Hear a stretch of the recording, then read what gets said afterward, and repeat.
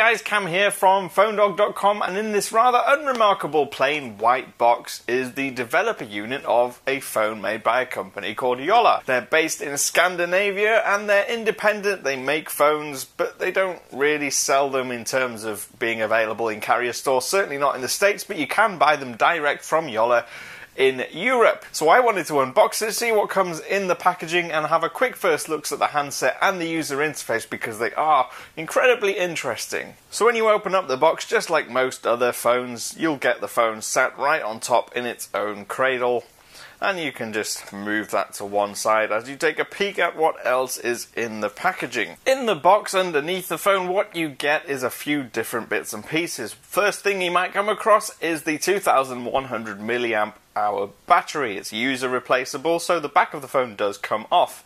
You also get in the packaging a USB cable with micro USB one end, standard USB on the other as usual, and also a power adapter, a wall adapter.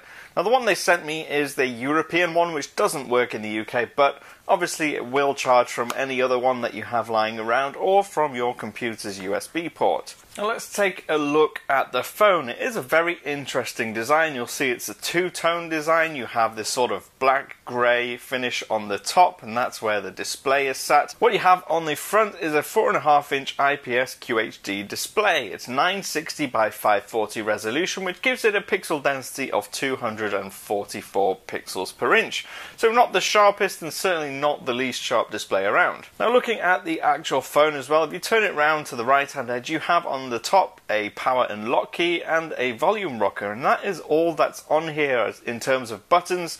There are just no other buttons on here because the user interface, which I'll show you later on, is almost completely gesture based. On the bottom edge you have these two grills where you have the speaker and the microphone, and on the top, rather unusually, you have the micro USB port and also the 3.5mm headphone jack, which we're used to seeing there. Now on the back is an 8 megapixel camera with a single LED flash. Powering this device is a dual-core Qualcomm 1.4 GHz processor, so again, not the highest of heights when it comes to specifications. You can remove the back like I've already mentioned. You simply stick your thumbnail underneath the bottom corner at the back, and then you gradually sort of peel it off, and you'll feel like there's a couple of catches all the way up the edges on both sides. You've got 4 or 5 just hold the shell in place. You pop your SIM card in, and that's just kind of held in place, or at least protected by this sort of rubber flap. Also a micro SD card slot, very easy to put in, and your battery just slots in as you would expect. Place your rear shell back on again, and we can have a look at the device powered on. And we'll just have a quick look at the user interface. Like I said, it is very gesture based. It's not something that you may be used to, and I guess if I was to liken it to anything that's actually on the market now, the closest thing to it is probably BlackBerry 10. And just like BlackBerry 10, you can actually load Android apps onto it. If you're on your home screen, if you've got any apps open, you'll actually see cards of apps like BB10 open on the screen. To get to your apps, you simply scroll up from the bottom and you'll reveal all your app icons. But if you're actually in an app and you want to get back to the home screen, you can slide left or right from the edges of the display and it will take you back to your home screen.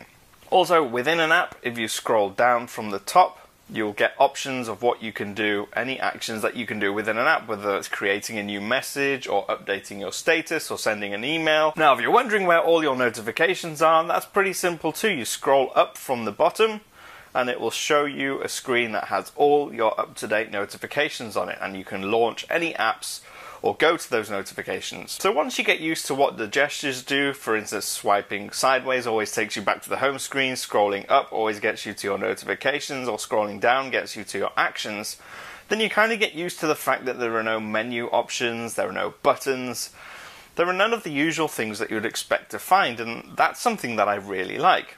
In terms of design, it's kind of odd. It's not like BB10 in that regard. It looks like some sort of jailbreak theme, or perhaps the closest thing to it is maybe Migo, which launched on the Nokia N9 a few years ago. But like I said, none of the hardware specs are really market leading, and the price at €349, which is pretty much close to $500 or $470. It's not the cheapest phone on the market either, but it is interesting. And if you're a phone nerd like me and you want to try something new, and know that you'll have Android apps on there to do all the basic stuff that you want it to do, then actually it's a rather good option. I will use this over the next few days, week or 2 weeks, and I'll bring you a full review later on, but for now, that has been the unboxing and just a quick first looks at the Jolla smartphone running the Sailfish operating system. I've been Cam, I'm at phonedog_Cam on Twitter, and I will see you again soon. So I started filming, and there was no battery. The battery was died, so I just had to swap it out.